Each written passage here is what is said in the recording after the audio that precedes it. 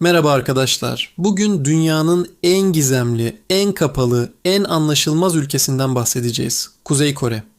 21. yüzyılda internet yok, dış dünyayla bağlantı yok, seyahat özgürlüğü yok, hatta istediğin saç modelini bile seçemediğin bir ülke. Kulağa bilim kurgu gibi geliyor, değil mi? Ama gerçek. 25 milyon insan bu koşullarda yaşıyor. Nasıl bir hayat bu? Kim Jong-un kimdir? Halkı neden bu kadar tuhaf kurallarla yönetiyor? Ve en önemlisi bu ülke nasıl bu hale geldi? Hazırsanız başlayalım. Bu video sizi çok şaşırtacak. Önce bir şeyi netleştirelim. Kuzey Kore'nin resmi adı Kore Demokratik Halk Cumhuriyeti. Ama arkadaşlar bu ülkede ne demokrasi var ne de halk cumhuriyeti. Totaliter bir diktatörlük. Dünyada benzer bir ülke bulmak çok zor. Kuzey Kore'yi anlamak için önce nasıl ortaya çıktığını anlamamız lazım. İkinci Dünya Savaşı'nın sonunda 1945'te Japonya yenildi. Kore Yarımadası 35 yıldır Japon işgali altındaydı. Japonlar gidince ne oldu? Yarımada ikiye bölündü. 38. paralel denilen çizginin kuzeyinde Sovyetler Birliği, güneyinde ABD işgal bölgesi kurdu. Kuzeye Sovyetler bir lider seçti. Kim Il-sung. Bu adam 1912'de doğmuş, Japonlara karşı partizan savaşları vermiş bir komünistti. Sovyetler onu Kuzey Kore'nin lideri yaptı. 9 Eylül 1948'de Kore Demokratik Halk Cumhuriyeti kuruldu. Güneyde ise aynı dönemde ABD destekli Güney Kore Cumhuriyeti kuruldu. İki ayrı ülke, iki ayrı ideoloji. Kuzey komünist, Güney kapitalist.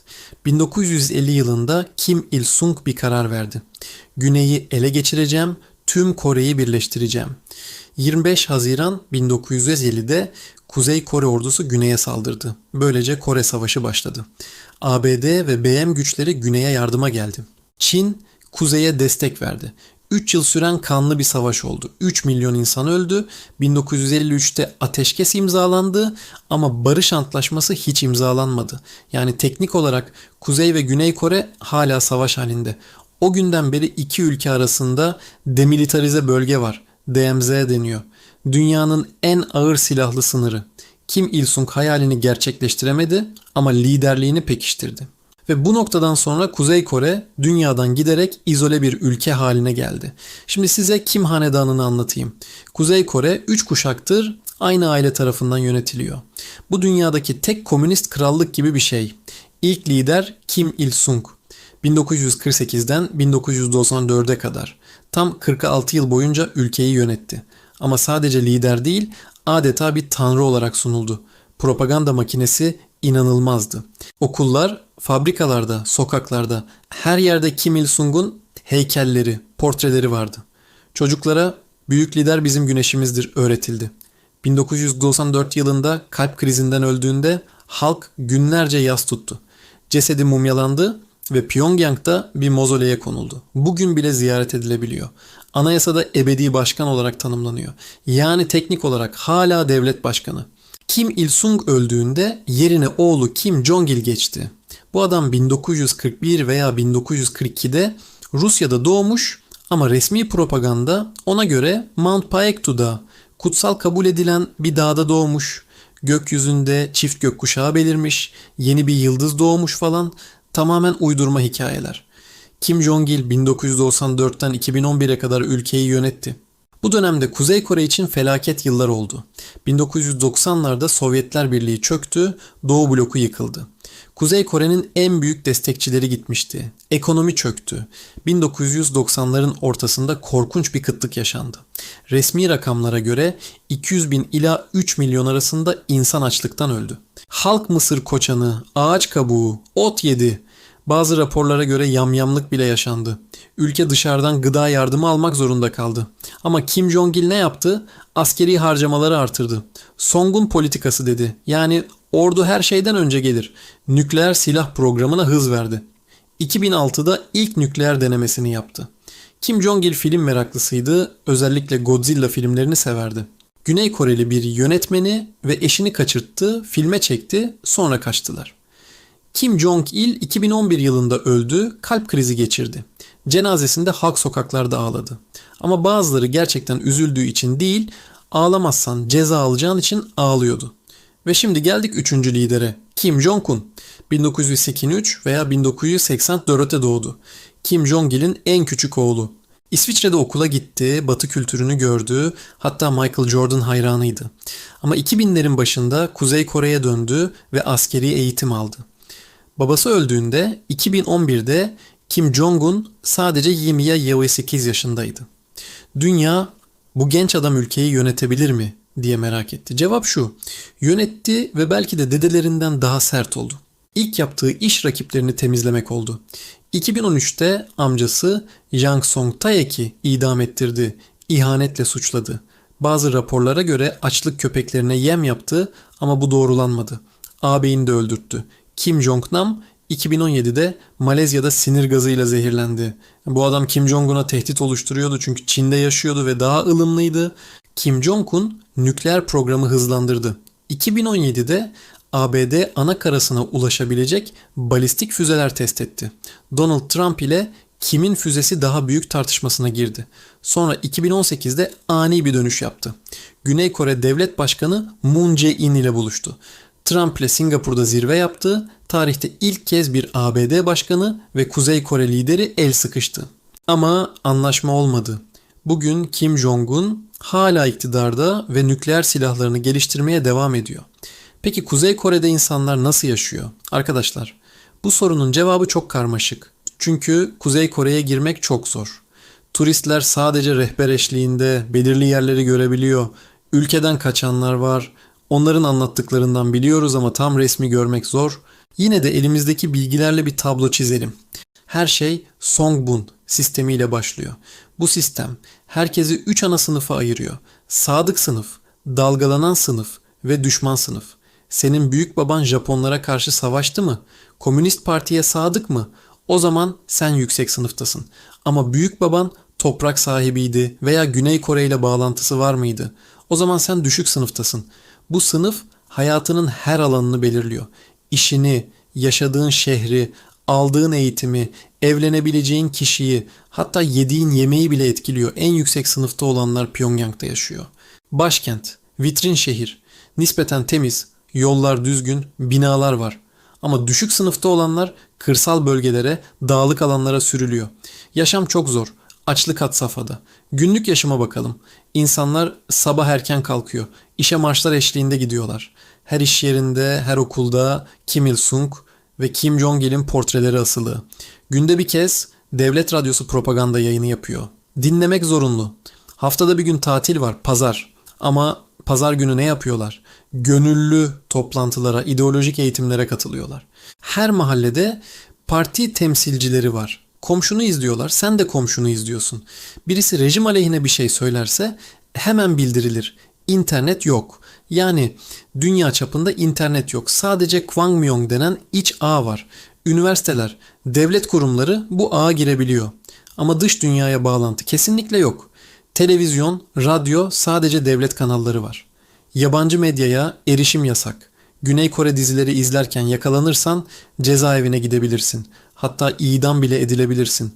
Cep telefonu var ama çok pahalı, sadece zenginler alabilir.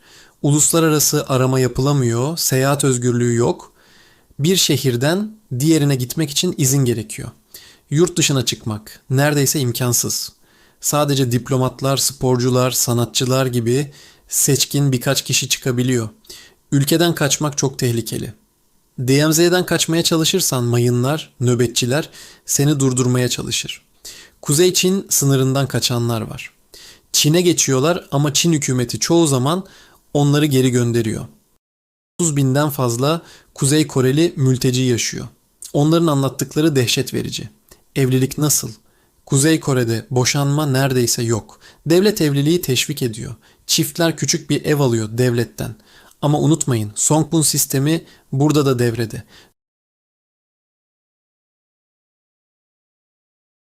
Bu yüzden insanlar kendi seviyelerindeki insanlarla evlenmeye çalışıyor. Görücü usulü yaygın. Kadınlar ev işi yapıyor, erkekler çalışıyor ama aslında kadınlar da çalışıyor. Çünkü ekonomi çok zor. Herkes çalışmak zorunda. Eğitim mecburi. Çocuklar 5 yaşından itibaren okula gidiyor. Ama ne öğreniyorlar? Kim Il-sung'un hayatı, Kim Jong-il'in kahramanlıkları, Juche ideolojisi. Juche, Kuzey Kore'nin resmi ideolojisi. Kendi kendine yetmek anlamına geliyor. Matematik, fen bilimleri de öğretiliyor ama her ders propaganda ile ilişkilendiriliyor.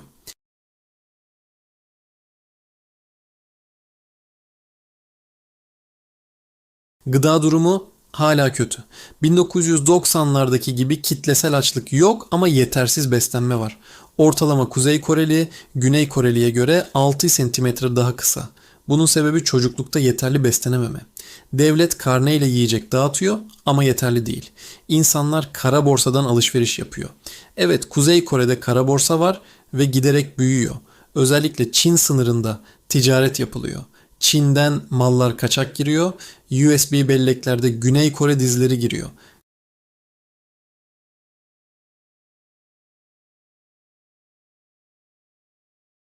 Pyongyang'da bile sık sık elektrik kesintisi oluyor. İnsanlar mum kullanıyor. Fabrikalar gece elektrik gelince işçileri kaldırıyor, çalıştırıyor. Elektrik kesilince tekrar durduruyorlar. Araç sahipliği çok nadir. Sadece üst düzey partililer, başarılı sporcular, sanatçılar araba sahibi olabiliyor. Pyongyang'da arabalar var ama az. Çoğu insan bisiklet kullanıyor veya yürüyor. Toplu taşıma var ama eski ve kötü durumda.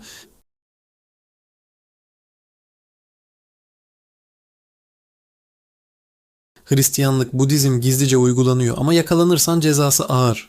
Kiliseler var ama bunlar vitrin, yabancılara göstermek için. Askerlik zorunlu. Erkekler 10 yıl, kadınlar 7 yıl askerlik yapıyor. Evet, 10 yıl. Hayatının en verimli yıllarını orduda geçiriyorsun. Ordu toplam nüfusun büyük bir bölümünü oluşturuyor. Kuzey Kore, dünyada kişi başına düşen en fazla askere sahip ülke. Cezaevleri, Kuzey Kore'de Kwanliso denen siyasi toplama kampları var. Buralarda işkence, açlık, zorla çalıştırma var. Uydu görüntüleriyle tespit edilmiş 3 kuşak ceza sistemi var. Sen bir suç işlersen sen, çocukların ve torunların cezalandırılır. Ailen de kampa gönderilir. Peki neden insanlar isyan etmiyor? Birkaç sebep var. Birincisi, propaganda çok güçlü. Halk gerçekten kim ailesine inanıyor veya inanmak zorunda. İkincisi, dış dünyadan haberleri yok. İnternetsiz bir dünyada yaşıyorlar. Bilgiye erişimleri yok. Üçüncüsü korku. Herkes birbirini izliyor. İsyan etmeyi düşünsün, yakalanırsan sen ve ailen için son. Dördüncüsü alternatif bilmiyorlar. Bazı Kuzey Koreliler Güney'in zengin olduğunu bilmiyor, hatta Kuzey'in daha iyi olduğunu düşünüyor. Çünkü öyle öğretilmiş. Ama değişim başladı. Çin sınırından kaçak cep telefonları giriyor. USB belleklerde filmler, diziler yayılıyor. Gençler artık dış dünyayı görmeye başlıyor. Kara borsalar büyüyor. İnsanlar kapitalizmi öğreniyor. Kim Jong-un bunu biliyor ve kontrolü sıkılaştırmaya çalışıyor. 2020'de bir kanun çıkardı. Güney Kore aksanıyla konuşmak, Güney Kore şarkıları dinlemek, Güney Kore tarzı kıyafet giymek suç. Cezası idam olabilir. Ekonomisi nasıl? Berbat. Resmi rakamlara güvenilemez ama tahminlere göre kişi başına düşen gelir 1800 dolar civarında. Güney Kore'de 35 bin dolar. Ekonomi tarım ve ağır sanayiye dayanıyor ama verimli değil. Kömür, demir gibi madenler var ama teknoloji eski. BM yaptırımları var çünkü nükleer program devam ediyor. Ama Çin ve Rusya yardım ediyor, yaptırımlar delinebiliyor. Nükleer programı neden bu kadar önemli? Kim ailesi için hayatta kalma meselesi. Nükleer silahlar, rejimin güvence poliçesi. Bizi saldırırsanız biz de size saldırırız diyor. Irak ve Libya'ya bakın. Her ikisi de nükleer programlarından vazgeçti. Irak işgal edildi, Saddam idam edildi. Libya'da Kaddafi devrildi, sokakta öldürüldü. Kim Jong-un bunu görüyor ve diyor ki ben aynı hatayı yapmam. Nükleer silahlar onun sigorta poliçesi. Sonuç olarak arkadaşlar Kuzey Kore 1. yüzyılın en büyük anomalilerinden biri. 25 milyon insan adeta bir zaman kapsülünün içinde yaşıyor. Teknolojiden, bilgiden, özgürlükten yoksun. Bir ailenin kontrolünde 3 kuşaktır. Dünya değişiyor ama Kuzey Kore değişmiyor ya da çok yavaş değişiyor.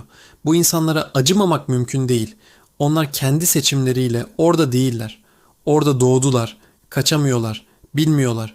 Umarım bir gün Kuzey Kore halkı da özgürlüğe kavuşur. Umarım aileler tekrar bir araya gelir çünkü Kore Savaşı yüzünden ayrı düşen milyonlarca aile var. Birbirlerini hiç görmediler. Umarım barış gelir. Bu videoyu izlediğiniz için teşekkür ederim. Kuzey Kore gibi kapalı bir ülke hakkında tam bilgi edinmek çok zor ama elimizden geldiğince anlattık. Eğer videoyu beğendiyseniz beğen butonuna basmayı unutmayın. Yorumlarda düşüncelerinizi paylaşın. Kuzey Kore'de yaşamak ister miydiniz? Gibi sorular sorun, tartışalım. Videoyu paylaşın çünkü bu tür gerçeklerin bilinmesi gerekiyor. Özgürlüğümüzün kıymetini bilelim. Bir sonraki videoda görüşmek üzere. Kendinize iyi bakın.